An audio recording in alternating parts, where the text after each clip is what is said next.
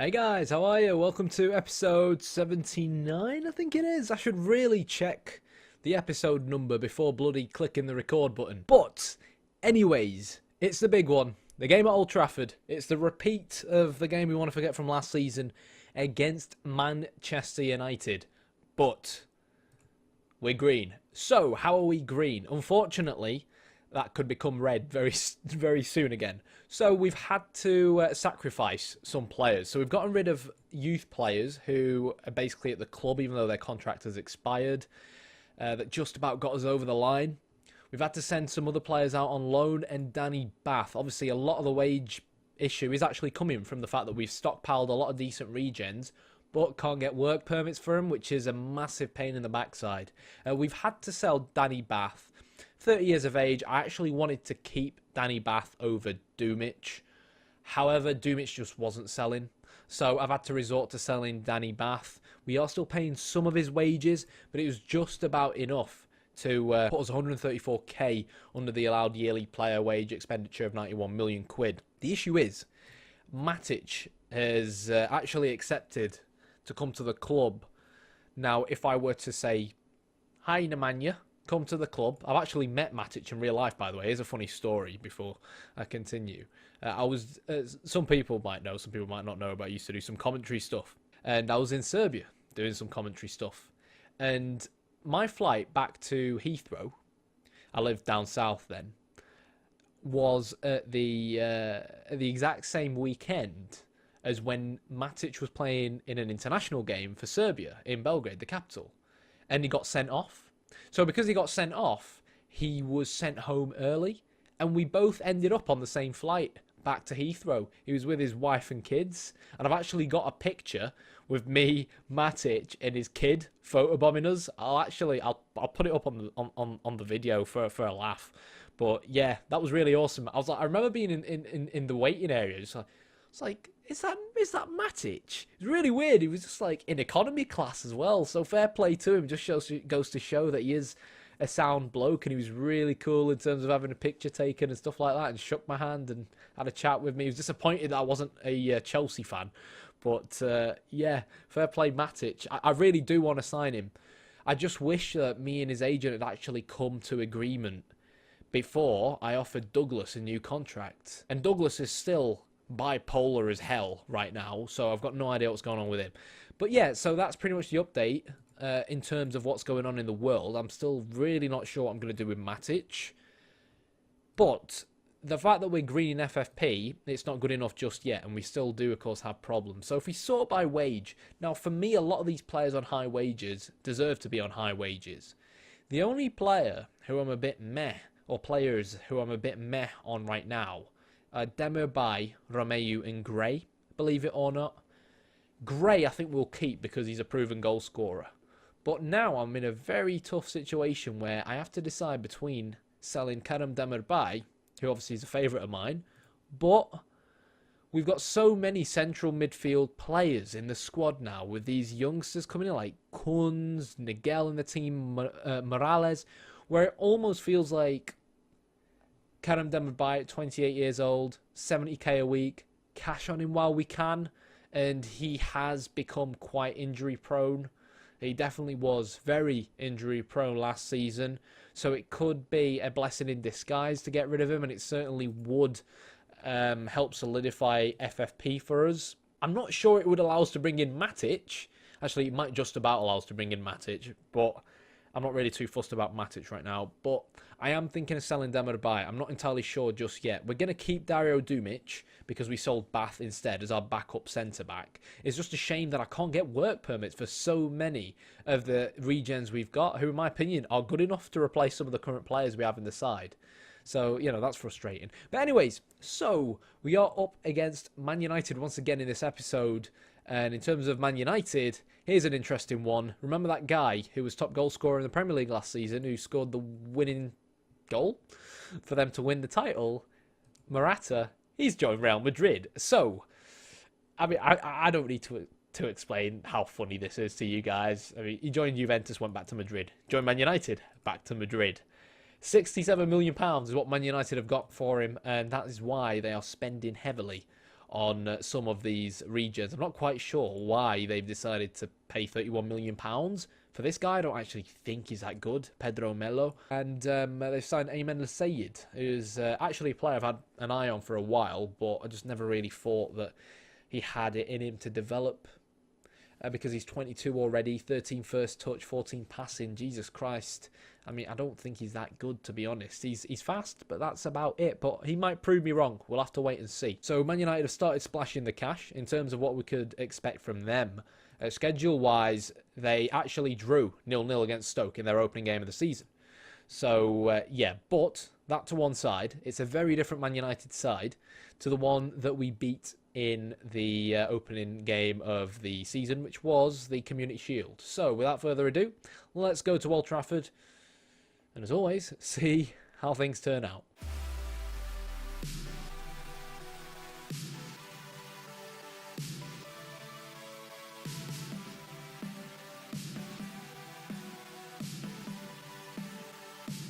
I have to admit, I've never actually seen that shot of Old Trafford before from above the stadium. I think that's really cool. I can't believe we're so many seasons in, and I've never noticed that before.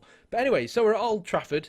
Marcus Rashford is playing up front for the Red Devils, with Juan Mata just behind him. Hazard on the left, Shaqiri out on the right. This is a very different team to the Man United team we beat early on in the season. Sajid at right back. Lindelof has gone from right back to centre back with De Vrij, and Luke Shaw is out on the left. So in terms of what we've looked to try and do, in terms of us as a starting lineup, we're playing the exact same starting lineup we played against Chelsea. Barbosa really trying to fit him into the mix. Piaka, for me, stays down the middle because he got 2 assists down the middle in the last game. Niang and Rog are the 2 main players who I'm a bit meh about right now, who really still need to prove themselves if they don't want to get rotated for the next upcoming slightly easier games. So we've gone for a standard mentality, and normally, obviously, we change these guys to fullbacks, but we're going to try and keep things tight because we're not really sure how Man United will approach things to really kick things off. And we have upped our mentality from counter to standard, like we like to do away from home, try and get slightly more on the front foot and be a little bit more positive. But we will tweak as we go along, and we'll have to see where most of Man United's attacks will come from. This is pretty much the same approach as the last game of last season, where we started off with IWBs to give us that bit of defensive solidity, and it certainly gave us that. The difference now, though, is that man Alvaro Morata, who really fired Man United to the top of the Premier League, has been replaced by Marcus Rashford. And as an England fan, as much as I want to see Marcus Rashford do well, hopefully he won't do well against us, but they've still got plenty of players that can cause us problems. So, let's see how things pan out. Barbosa's man marking Shaqiri, Niang's man marking Hazard. Let's go. Okie dokie. Demand more.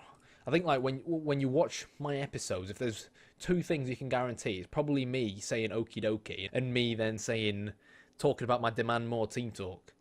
But here we go. So we are playing with a slightly, obviously, a normal defensive line with Rashford's pace up front. But I think the next game is against a slightly weaker side, so that's where we'll maybe try and experiment with slightly more attacking wing backs and a higher defensive line.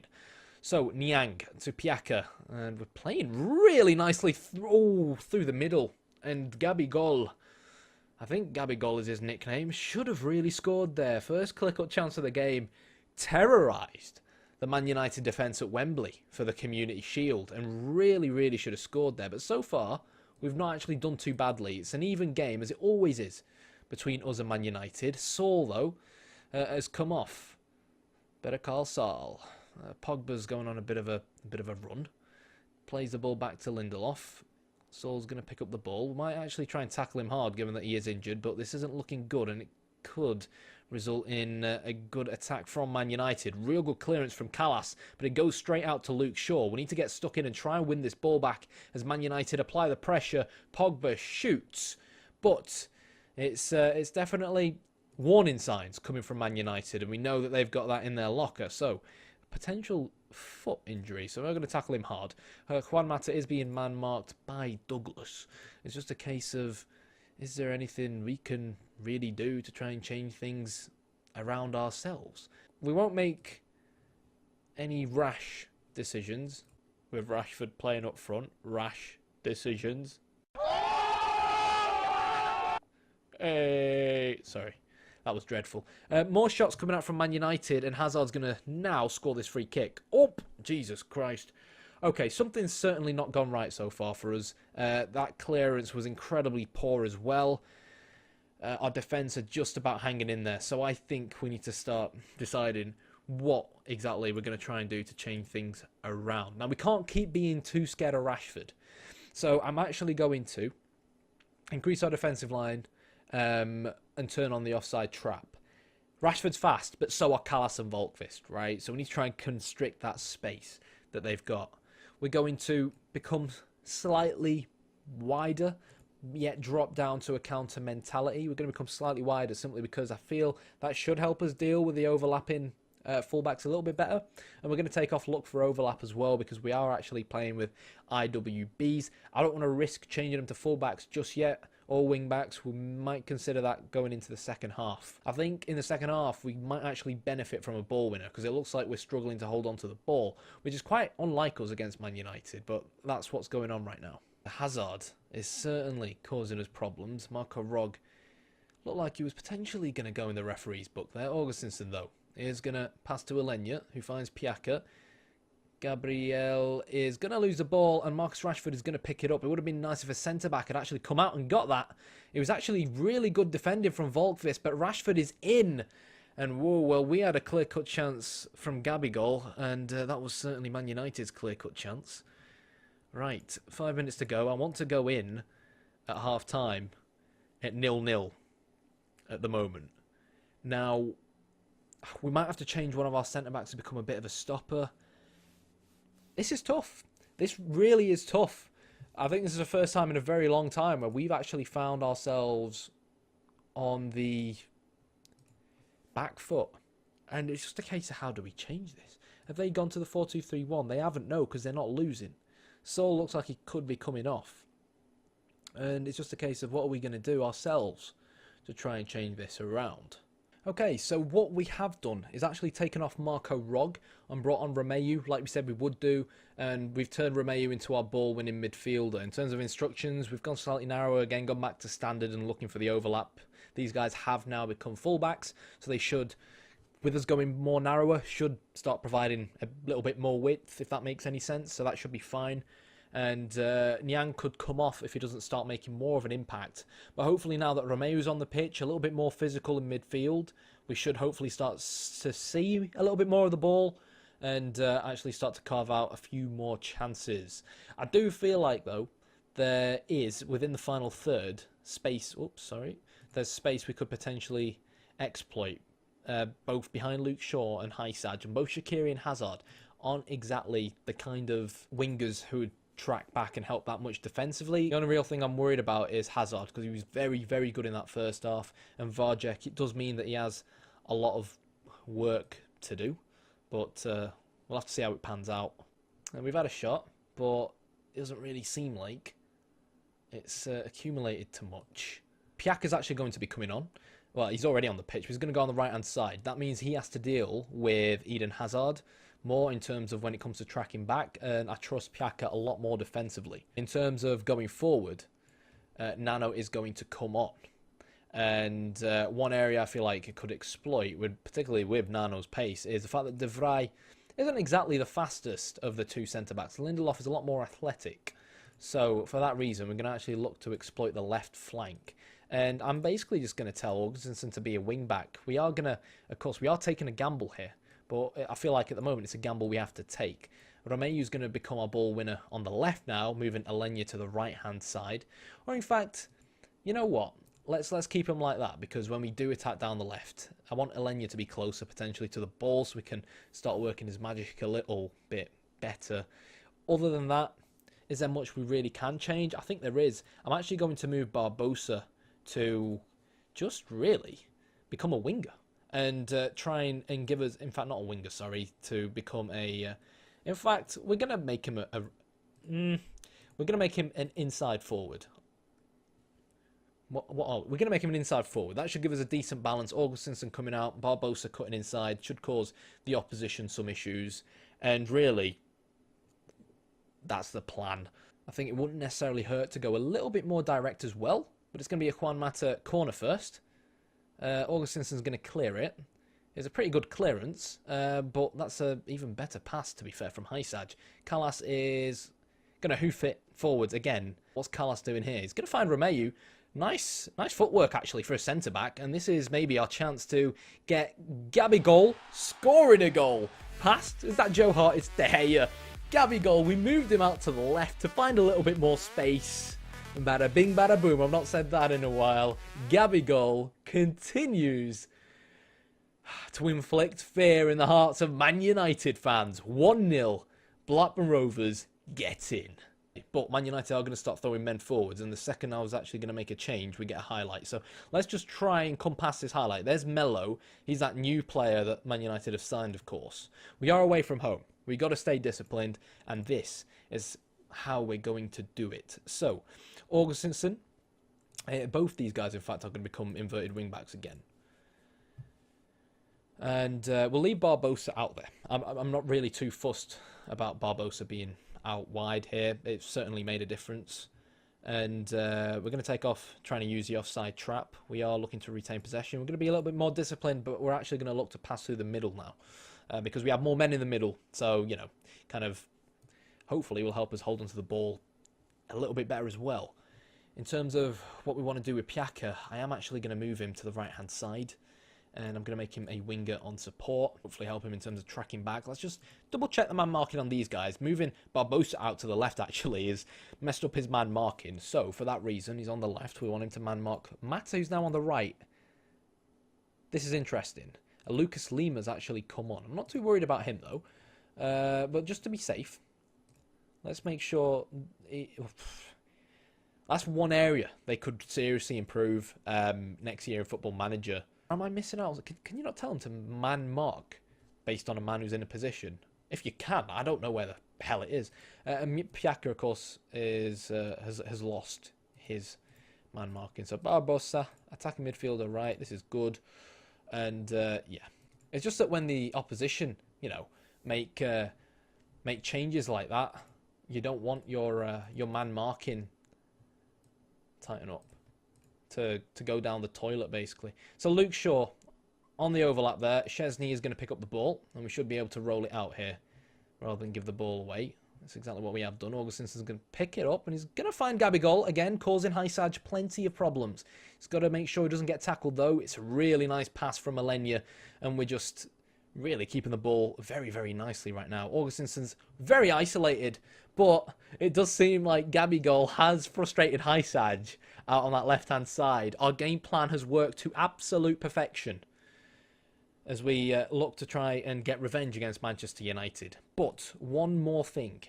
Let's just modify corners, because I know that Man United love a counter-attack from a corner. We can actually afford to make one more substitution, and I'd say for me that substitution, or is it going to be Nigel? Who are we going to go for? I feel like we're going to give Morales a bit of a run around, actually. Would Morales be... He'd be the better playmaker, wouldn't he, with 15 passing? Yeah, so Morales will make another appearance so far this season. We are going to just drop to a defensive mentality, slow down our own tempo and look to waste time as well. And hopefully we should be able now to see the rest of the game out. Apologies if I wasn't actually playing in full screen for a good period of time. I do sometimes completely forget it. We've had one shot on target and one goal. And for me, it's about time we get a bit of luck in our favour. You know what I mean? Proper wasting time here. Well, I mean, I said proper wasting time. Piaka did not have to play that pass. If it was up to me, I'd give the ball back to Szczesny right now. We're playing with fire here, guys. Oh, God. Yeah. Areas like that, seriously, the match engine needs to improve. But what a start to the season. Now, I don't want to get too excited, right? No, we know what happened last season. But I'll let the lads know I was happy with it. This centre-back partnership has certainly proven well. Volkvist, we paid 40 million, 15 million for him last season. And he wasn't that great at right-back, but he's certainly put in a shift alongside Callas at centre-back. And, you know, I've been saying for a while we need to sign a new centre-back. But to be fair, with the FFP, we can't sign anyone. And I'm still in two real worlds with regards to whether I'm actually This guy's got nice hair and facial hair. Whether I'm actually going to bring Matic to the club, because I don't think I need him. I would have needed him if Douglas hadn't signed a new contract. Hopefully he can stop being bipolar if we sit at the top of the league for a while. But yeah, that is going to be it for this episode. Now the next episode will be our first Champions League group stage game. And obviously, because it will be our first Champions League group stage game, you'll know who's in our group. I still obviously have no idea who's in our group because the picking the ball out the thing isn't until the 26th. So, it's an important season for us. And this was most certainly a very important episode for Man United. Hysaj getting sent off like Saul got sent off last season at Ewood Park. This time it's happened at Old Trafford. We're all green. We beat Man United twice at the start of this season to get revenge. We all remember what happened last season. But things could still change. Last season they were Morata United. Now they are Melo United. And Melo didn't score a goal. So, on that note, if you've enjoyed the video, if you've enjoyed the series, let me know in the comments. Hit the like button, hit the subscribe button. Road to 1,000 subscribers. It would be amazing if we can hit 1,000 subscribers before the end of this series. And even if we do win the Premier League or we don't win the Premier League, I know I said that this will be the last season of this series, but there's no reason why my mind might not change. See you next time.